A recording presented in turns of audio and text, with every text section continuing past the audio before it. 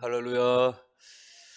우리 옆에 있는 분들 다시 한번 우리 눈웃음을 가득 지으시면서 사랑합니다. 축복합니다. 은혜 받으십시오. 할렐루야. 할렐루야.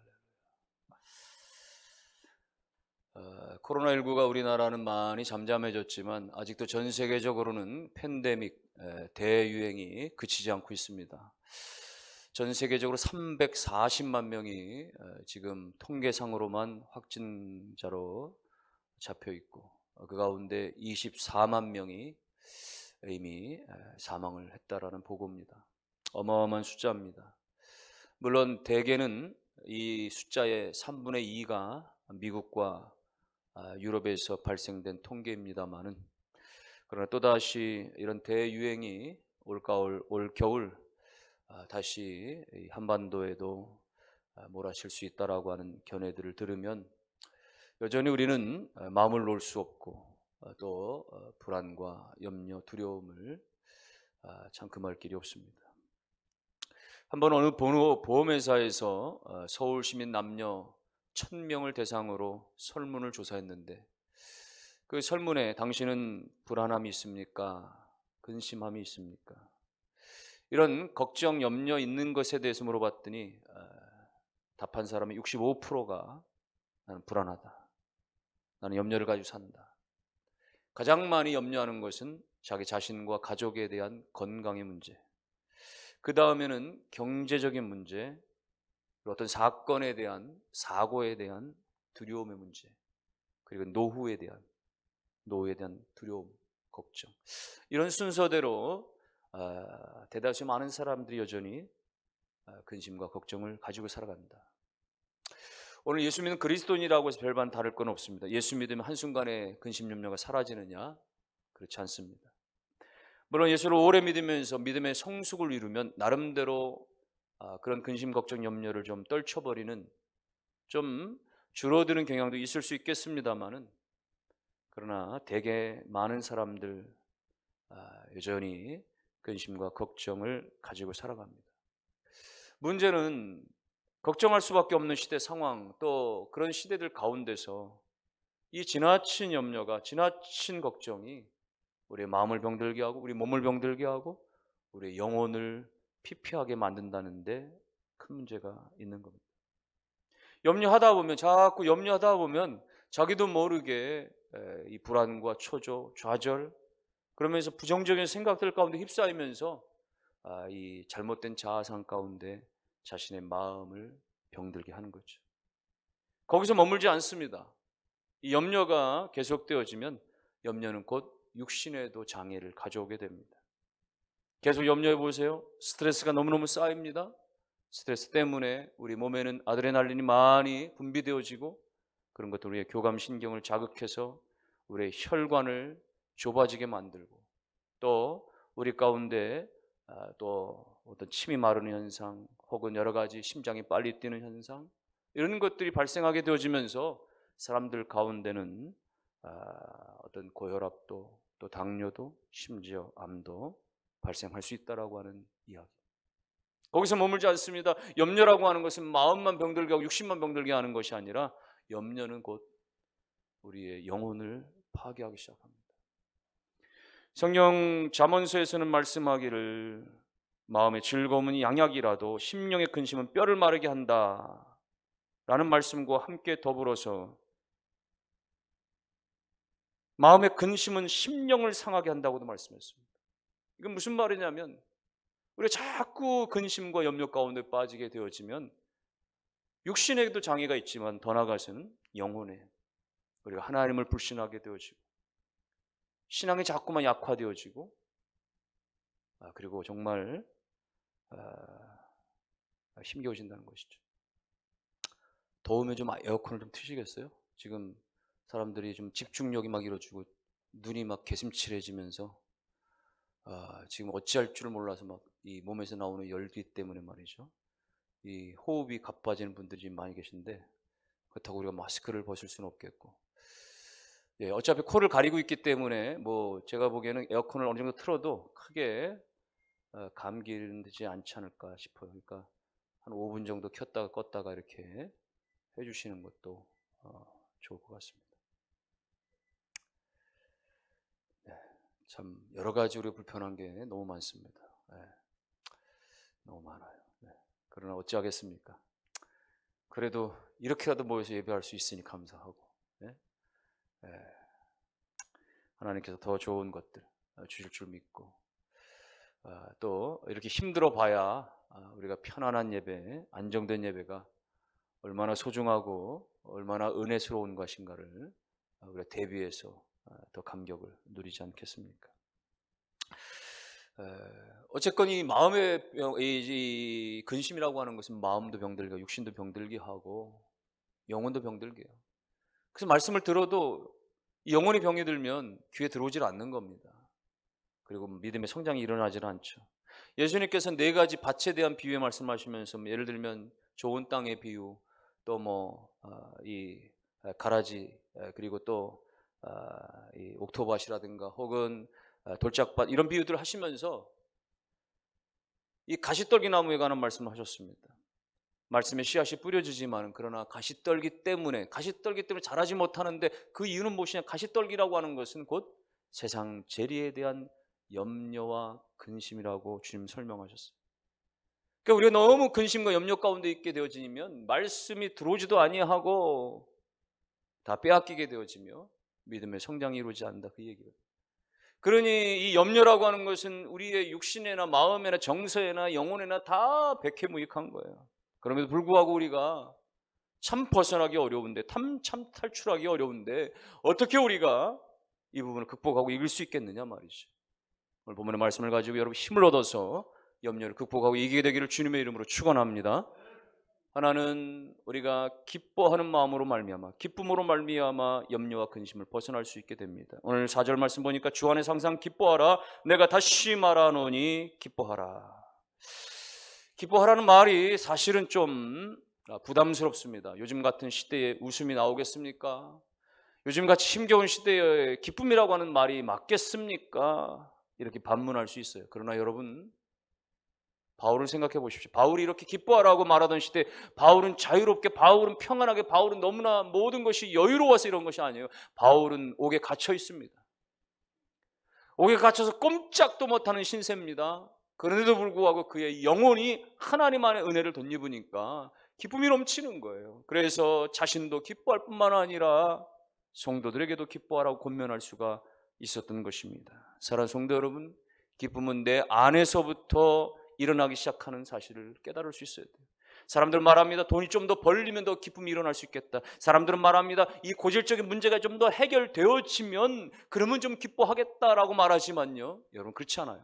착각입니다. 돈이라든가 환경이라든가 조건이라든가 그런 것들 때문에 기쁨이 올 거라고 하는 것은 착각입니다. 일시적인 즐거움이 있을 수 있겠죠. 일시적인 만족은 있을 수 있겠죠. 그러나 금방입니다. 금방 목마르고, 금방 괴롭고, 금방 짜증나고, 금방 더 열등감 느끼고. 요한복음 4장에 나오는 사마리아성 이 수가성의 한 여인을 생각해 보십시오. 그녀는 세상에서 즐거움을 누리고 세상에서 기쁨을 찾기 위해서 남자를 5이나 만났어요. 남편을 5이나 바꿨습니다. 지금 사는 남자도 온 남편이 아니에요. 그런 남자들을 번갈아 만나가면 기쁨을 얻을 줄 알았습니다. 연애를 열심히 하면 기쁨을 얻을 줄 알았습니다. 근데 아니었던 거예요. 예수를 만나기 전까지는. 예수를 만났을 때도 믿음이 없었을 때는 주여 내가 목마르오니 그 마르지 않는 물을 제게도 주시옵소서, 얼마나 갈급했으면 말이죠. 그런 마을 사람들을 피해 다니고 부끄러워서 피해 다니고 그에겐 전혀 기쁨이 없었어요. 그런데 예수 만나고 나서 영원히 목마르지 아니하는 예수 그리스도의 생명의 복음을 듣고 나서는 그의 깊은 내적인 그 심령 속에서 기쁨이 흘러오는 거예요. 기쁨의 생수가 그 안에서 넘쳐나는 거예요. 얼마나 기뻤던지 물을 기르러 왔던 그 이 물동이를 내던져 버리고 그 마을로 뛰쳐들어갔어요. 전에는 마을 길을 외곽으로 도망쳐 다녔는데 마을 중심으로 가 사람들 가운데 여러분이요 내가 예수를 만났소이다, 저가 메시아입니다, 오십시오 보십시오 전하는 거예요. 왜요? 세상이 알 수 없었던, 물질이 줄 수 없었던, 환경이 줄 수 없었던 그 내적인 예수로 말미암는 기쁨을 그가 얻을 수 있었기 때문에, 발견할 수 있었기 때문에 가능했던 것입니다. 사랑하는 성도 여러분, 기쁨은 밖에서 오는 것이 아니라 우리 안에서 예수로 말미암는 사실을 믿으시기를 주의 이름으로 축원합니다. 그래서 구약의 선지자 중에 한 사람 하박국은 고백했던 거잖아요. 비록 무화과나무가 무성치 못해도, 비록 포도나무에 열매가 없어도, 비록 감람나무에 소출이 없어도, 비록 밭에 식물이 없어도, 비록 우리의 양이 없고, 비록 외양간에 소가 없을지라도 나는 여호와로 인하여 즐거워하며 나는 구원의 하나님으로 인하여서 기뻐하리로다. 여러분, 다 힘듭니다. 다 재난이라고 말합니다. 다 마이너스 성장이라고 얘기합니다. 다 못 살겠다고 합니다. 그런데 오늘 우리는 하나님으로 말미암아, 나의 구원주 하나님으로 말미암아 기뻐하리로다. 구원하신 하나님 때문에. 결국 인생은 망하는 길이고, 결국 인생은 죽음의 길이고, 결국 인생은 심판의 길로 나아가는 것이 자명한 사실이지만, 그러나 우리에게는 영원한 소망이 있으니, 우리에게는 영원한 그런 하나님의 은혜와 구원이 있으니, 다 무너져, 다 죽어, 다 심판당해도 여전히 우리의 구원은 변하지 않는, 여전히 우리의 죄사함은 영원토록 변하지 않는, 이것만큼은 영원히 확실한 것이니 우리는 그 사실로 인해서 기쁨을 간직하고 잃지 아니하는 저와 여러분 되시기를 주님의 이름으로 축원합니다. 그래서 오늘 바울은요, 이 짧은 빌립보서를 기록하면서 곳곳에 기뻐하라고 얘기해요. 빌립보서 2장 17절과 18절을 보면요, 만일 너희의 믿음의 재물과 섬김 위에 내가 나를 전제로 드릴지라. 여기 전제라고 하는 것은 죽는 걸 말하는 거예요. 나는 기뻐하고 너희 무리와 함께 기뻐하리니 이와 같이 너희도 기뻐하고 나와 함께 기뻐하라. 내가 이제 곧 그야말로 형장의 이슬로 사라지는, 이제 순교의 제물이 되어지겠지만, 그러나 나는 기뻐하리라. 너희도 나와 함께 기뻐해다오. 3장 1절에도 보면은요, 나의 형제들아 주 안에서 기뻐하라. 4장 10절에도 내가 주 안에서 크게 기뻐함은. 이 짧은 넉 장에 불과한 이 빌립보서에서 바울은 16번이나 기뻐하라, 기뻐하라, 기뻐하라, 기뻐하라. 여러분, 기뻐하라고 하는 건 오늘 이 4절에서 마찬가지잖아요. 주 안에서 기뻐하라, 항상 기뻐하라. 내가 다시 말하노니 기뻐하라. 기뻐해도 되고 안 해도 되고가 아니라 명령이에요. 기뻐하라, 기뻐하라. 언제 가요? 항상 기뻐하라. 항상 기뻐하라는 뭐예요? 기뻐할 이유가 있을 때뿐만 아니라 그 반대의 상황에서도 기뻐하라는 거예요. 직장의 상사가 너무 스트레스를 주고 선배가 나를 무시하고, 그때에도 여전히 나는 기뻐할 수 있어야 되고, 내가 해야 할 일이 너무 많고 과도한 업무 때문에, 과도한 과제 때문에 스트레스가 쌓일 때에도 내가 기뻐해야 하고, 내 미래가 불투명하고 내 그야말로 나 다음의 날이 정말 해야 될 일들이 정말 암울하고 짝이 없을 때에도 여전히 기뻐하는 것. 왜요? 예수 그리스도 안에서 우린 죄사함 받았으니, 예수 그리스도 안에서 우리는 선택받은 하나님의 자녀가 되었으니 하나님의 은혜 안에서 기뻐하라라고 하는 것입니다. 오늘 주 안에서, 예수 안에서 기뻐함으로 말미암아 그 기쁨이 여러분 안에 있는 근심과 걱정과 염려를 다 몰아내는 역사가 있게 되기를 주님의 이름으로 축원합니다. 근심, 걱정, 염려를 이길 수 있는 두 번째 방법은요, 관용하는 것입니다. 관용하는 거예요. 심리학자들 가운데는 그런 이야기를 합니다. 어떤 사람이 아무런 원인도 없는데 갑자기 다리가 마비되거나 손이 마비되는 경우가 있다면, 그런 사람들 가운데 종종 이 용서의 문제가 해결되지 못했기 때문에 그 마음의 그 불용서가 결국은 육신의 장애로 나타나는 경우가 있다. 물론 이것은 심리학자의 말입니다. 또 그들의 말들 가운데는 이렇게 얘기하기도 합니다. 사람들 몸속에 암세포들이 증식되어지는, 어떤 사람들은 그 암세포가 제거되지 아니하고 계속해서 자라나는 경우인데, 그 또한 마음의 분노와 마음의 용서의 문제가 해결되지 않았기 때문에 그런 것이다. 여러분, 우리 일반인들도 다 몸속에 암세포가 자라나죠. 하루에 1000개, 3000개씩 우리 몸에 암세포가 자라난다고 해요. 그러나 이 3000개는 뭐 어마어마한 것 같지만 여러분, 사실은 별것도 아닙니다. 왜? 우리 몸에 세포수가 뭐 60개조다, 100개조다 이렇게 얘기하니까 100개조 세포 가운데 3000개는 보일까 말까 할 정도거든요. 그러나 그 3000개에 이르는 암세포가 증식되어져도 우리 몸속에 이 자가면역 세포가 계속해서 그걸 제거해버리고 없애버리니까 우리 건강하게 살아가는 거예요. 그러나 어떤 경우의 사람들은 그것이 제거되지 아니하고 계속해서 증식되어지는데, 이 심리학자들의 이야기는 그 이유가 그들 가운데 이 분노의 문제가 해결되지 못하고 그들 가운데 이 용서의 문제가 해결되지 않기 때문에 그렇다라고 이야기하는 거예요. 또 어떤 경우에는 신경통이 너무 자주 일어나거나 위궤양이 자주 일어나거나 밥만 먹으면 설사가 하거나 이런 사람들도 또한 용서의 문제를 해결하지 못해서 그럴 수 있다. 물론 이것은 심리학자의 말입니다. 그리고 다 객관적으로 대입할 수 있는 것도 아닙니다. 사실 저도 이런 경우들이 많이 있습니다. 저도 종종 소화가 되질 않습니다. 심지어 어떨 때는 열흘에 한 번, 보름에 한 번, 이 체증이 한 번 일어나면 짧게는 12시간에서 길게는 15시간, 20시간 넘게도 밥을 못 먹고 그 체증에 시달리는 시간 동안에 말이야 두통이 얼마나 밀려오는지 너무너무 고통스럽습니다. 아내는 배를 문지르고 딸은 등을 두드려주고 그렇게 몇 시간을 해야 겨우 견딜 수 있는, 그것도 말이죠. 보름에 한 번, 열흘에 한 번 찾아오면 이게 이쯤 되면 좀 오겠다 싶어지면 말이죠. 불안해질 정도죠. 어쩌면 저도 역시 그렇게 누군가를 용서하지 못하는, 관용하지 못하는 것들이 너무나 많아서 그런지도 모르겠습니다. 그러나 여러분 이것을 다 그렇게 객관적으로 그렇게 다 대입할 수 있는 것은 아니겠지만은 그러나 우리가 귀담아 들을 수 있는 부분은 있다라고 생각이 되어지는 거예요. 오늘 바울이 우리 가운데 이야기하는 것은 관용하라, 모든 사람들이 알 수 있도록 그렇게 관용하라, 주께서 가까우시니라라고 5절에서 우리 가운데 권고하고 있는 거예요. 용서하라는 것이. 사실 우리가 용서하지 못했던 대상들은 멀리 있는 사람들이 아닙니다. 늘 우리 가운데 가까이 있던 사람들이죠. 우리가 직접 만나지도 못하면서 누군가 어떤 그 잘못된 사람에 대해서 원수의 마음을 가지고 평생토록 이를 갈면서 그야말로 총질을 하고 주먹질을 하는 경우는 많지 않을 수 있어요. 이를테면은 민족 동족 상잔의 비극을 가져오게 한 김일성과 김정일과 김정은 이 3대의 이 독재자들, 우리가 원수로 여기고 주적으로 여깁니다만은 그러나 사실상 어떤 부분에 있어서는 나하고 1대1로 그렇게 원수지간을 맺은 건 아니잖아요.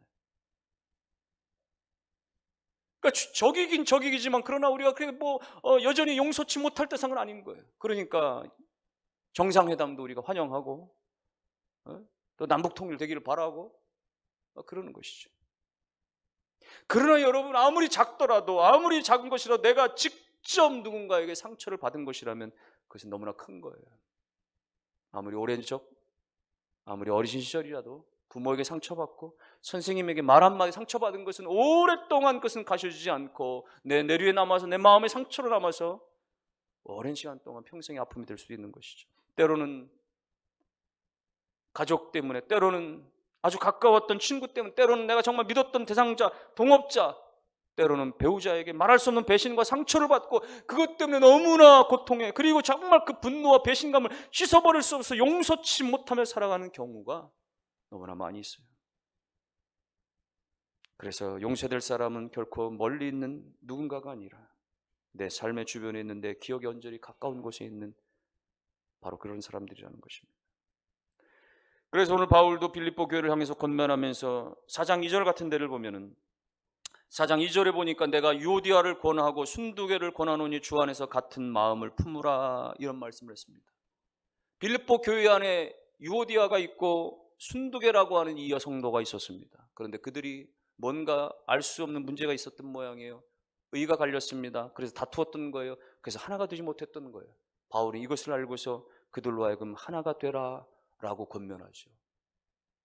교회 공동체 안에서 어떤 경우에는 여성들이 말이죠, 남성들보다 훨씬 더 예민하고 민감하다 보니까 작은 말 하나에도, 작은 어떤 행동 하나에도 상처받습니다. 그래서 나를 무시했다, 나를 조롱했다 싶어가지고 말이죠, 고부라져 버리고 말이죠, 인사도 안 하고 말이죠, 눈을 흘겨버리고 말이죠. 그래서 말이죠, 때로는 말이죠, 무시하기도 하고 왕따시키기도 하고 말이죠. 그러면서 같이 가지 아니하는.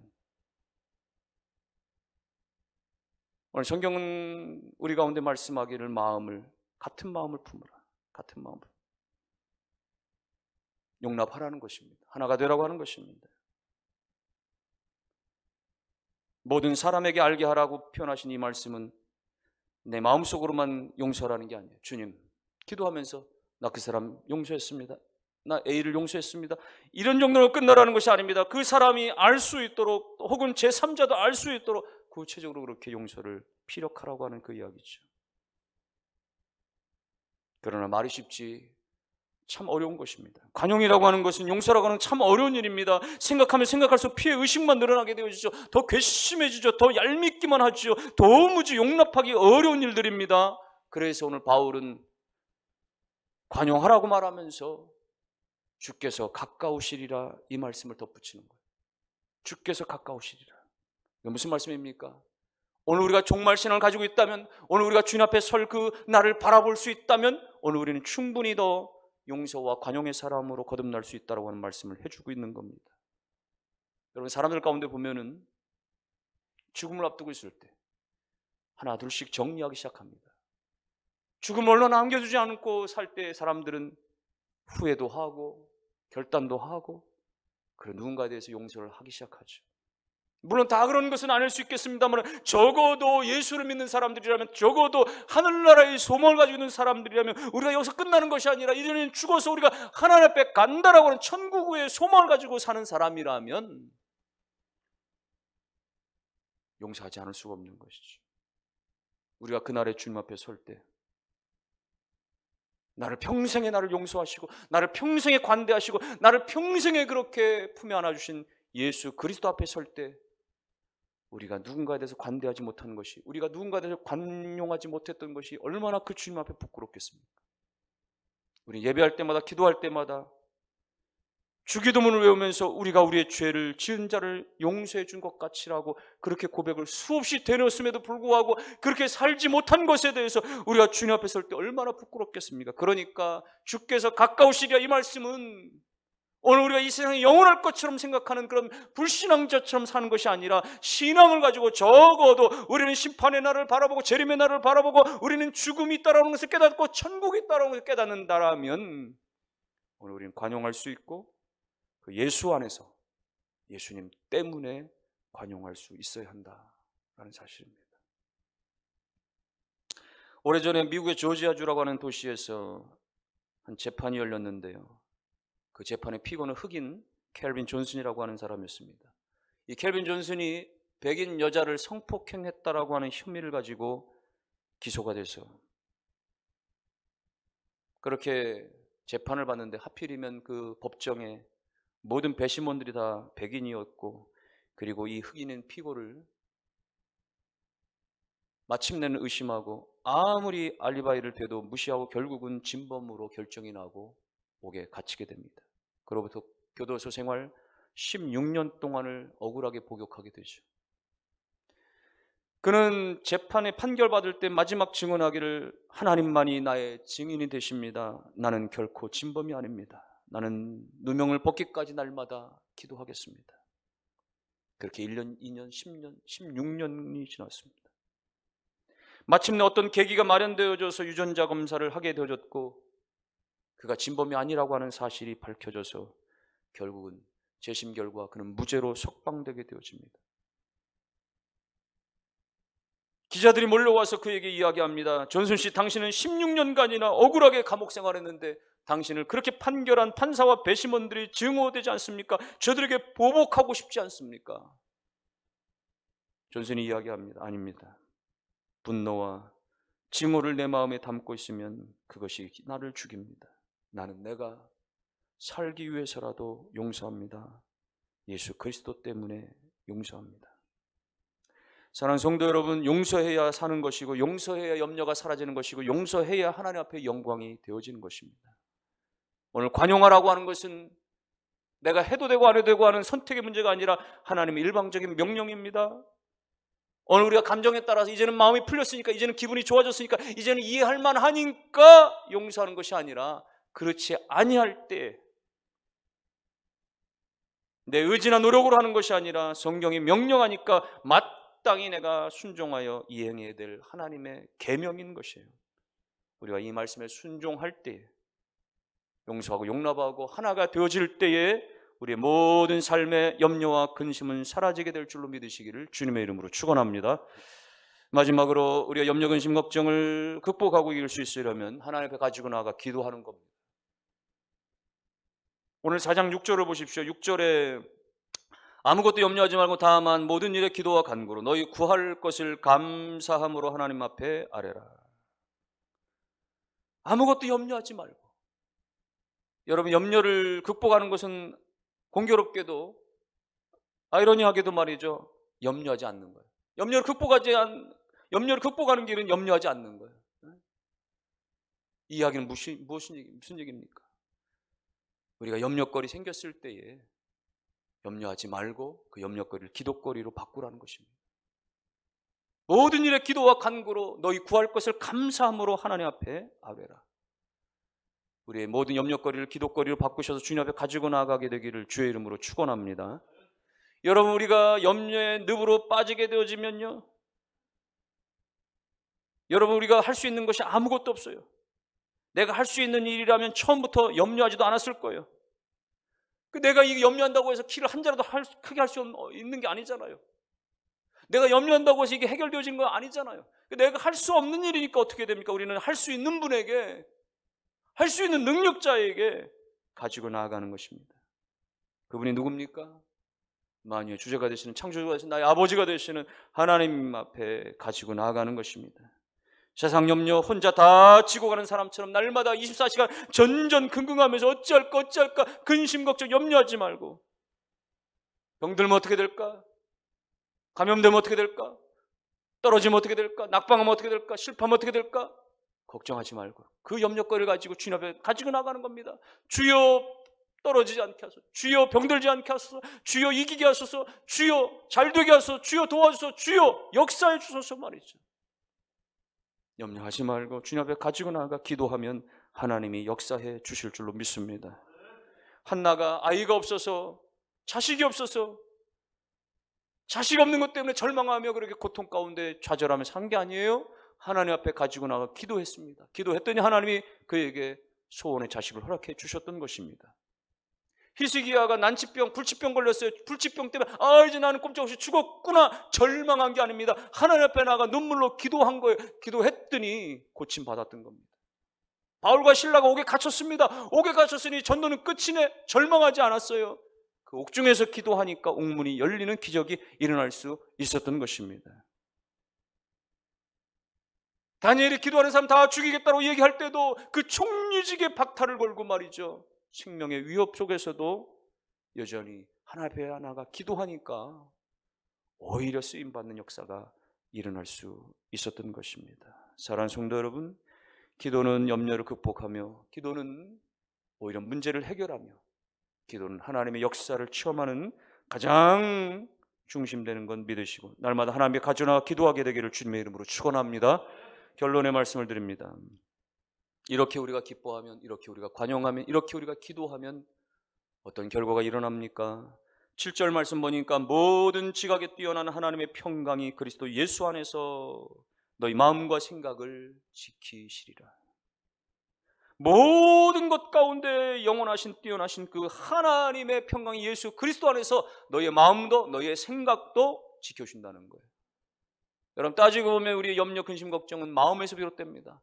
그래서 이 마음에서 시작되는 것이 생각으로 번져지면서 말이죠, 생각이 얼마나 확산되는지 몰라요. 하룻밤에도 몇 천리길을 다녀오는지 몰라요. 염려는 염려의 꼬리에 꼬리를 물면서 말이죠, 온통 염려로 밤새 잠을 못 이루는 거예요. 그런데 너희 마음과 생각을 지켜주겠다. 뭡니까? 우리의 마음에서 비롯되는 그 염려의 그 근원들, 우리의 생각으로 번져지는 그 모든 것들 하나님께서 원천적으로 다 막아주시고 지켜주겠다는 거예요. 무엇으로 말미암아? 하나님의 평강을 예수 그리스도 안에서 말이죠. 영원하신 하나님, 완전하신 하나님, 그 위대하신 예수 그리스도 안에서 우리 가운데 약속해 주신 이 말씀 온전히 믿으시기를 주님의 이름으로 축원합니다. 그러므로 염려 극복하는 것은 돈이 아니에요. 염려 극복하는 것은 지위나 권세가 아닙니다. 염려 극복하는 것은 하나님 안에서 기뻐하는 것, 하나님의 구원으로 말미암아 기뻐하는 것, 하나님 안에서 관용하는 것, 하나님께 기도로 나아가는 길인 줄로 믿고, 이와 같은 헌신과 사역과 순종 가운데 여러분 안에 모든 근심, 걱정, 염려 다 벗어버리고 하나님께 감사함으로 감격하며 영광 돌리며 살아가게 되기를 주님의 이름으로 축원합니다. 우리 같이 찬양 드리겠습니다. 기도할 수 있는데 왜 걱정하십니까? 함께 찬양하고 나와 우리 가정과 자녀들 가운데 하나님 기쁨이 회복되게 하옵소서. 환경 때문이 아니라 나를 향하신 예수 그리스도의 사랑 때문에 기쁨이 회복되게 하옵소서. 하나님 용서하게 하옵소서, 품게 하옵소서. 가족을 품고 이웃을 품고 선배를 품고 상사를 품고 하나님 아버지, 오늘 우리가 불평 염려할 것이 아니라 주님 앞에 나아가서 염려를 내어놓고 기도하게 하옵소서. 우리 같이 한번 찬양하고 기도하겠습니다.